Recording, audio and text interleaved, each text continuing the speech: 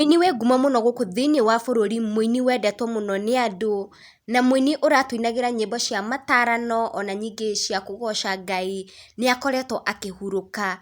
Muini uyu etagwo Muhiko Nebster wa Wanjiru, na ndeto ici cikoretwo cikirekererio ni andu a family ona nyingi arata a hakuhi muno.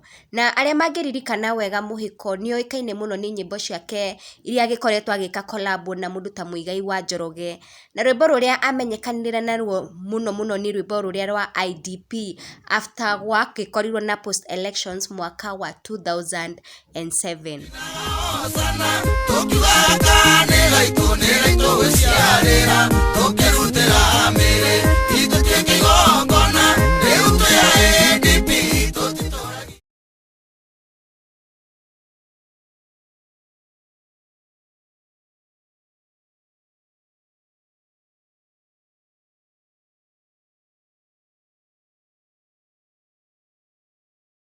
Rungi ruria Muhiko oikaine naruo ni collab mekite bado ona Muigai wa Njoroge ruria ruikaine ta unga, na rwimbo ruru makiinite makiugiriria thirikari ni uria bei ya mutu yakoretwo ihaicite muno.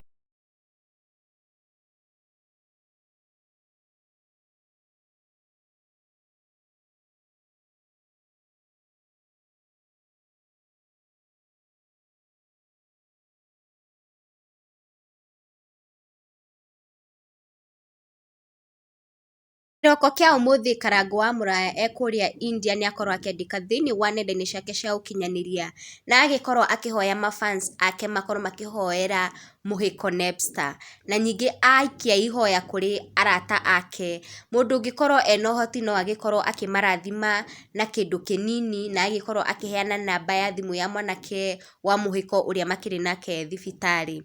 Na thutha wa ndagika nini Karangu ni agikorwo akirekereria ndeto cia kieha muno kuona ati Muhiko ni akoretwo akihuruka, na agikorwo akiuga sad that our brother Muhiko Nebster has rested.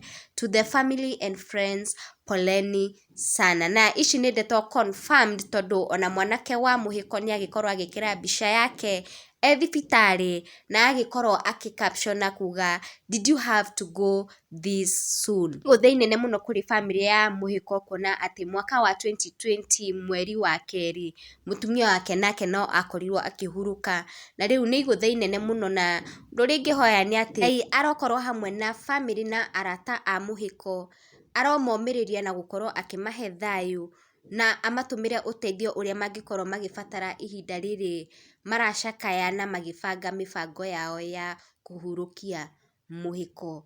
Muhiko being a legend ni araririkanwo na njira nene muno tondu anakinyita aini aingi muno kuria mwena wa Ribarori Simba Center, na nyingi akoretwo ena ngwataniro njega hamwe na aini wenzake, na koguo ni maramu celebrate na nyingi magagikorwo maki wish family yake sincere condolences and from us Ngai aromuhe kihuruko kiega gitathiraga na nyingi aromama kwega kuraga. Thank you guys for watching, tukorwo tukionana ringi in the next video. Bye bye.